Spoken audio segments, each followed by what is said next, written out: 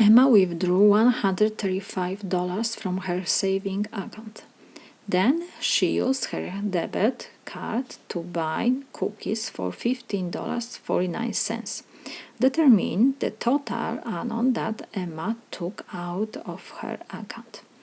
So first, she withdrew $135. Because she withdrew, so we write negative sign before the number 135. We don't need to write zeros after decimal point and decimal point because it's still 135. And next, she bought cookies for $15.49, so we have to subtract also $15.49. So this is equal. When we have subtraction of rational numbers, we use the same rule like for subtracting integers.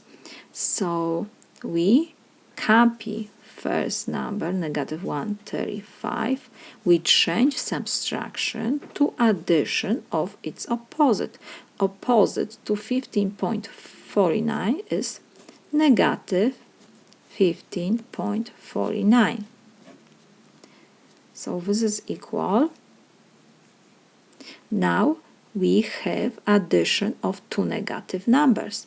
So we copy negative sign. We use the same rule like for adding integers now. Both of them negative. These two rational numbers are negative. So we copy negative sign, and in parentheses we add these two numbers, 135 plus 15.49. So this is equal.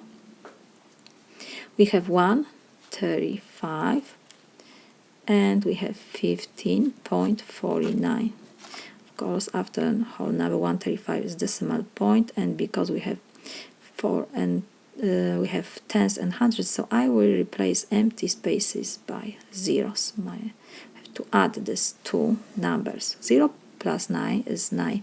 0 plus 4 is 4. We copy the decimal point. 5 plus 5 is 10, so it will be 0. 1 we add to next column. 1 plus 3 is 4, plus 1 is 5, and 1 we copy. So we got negative sign we copy, and we have 150.49.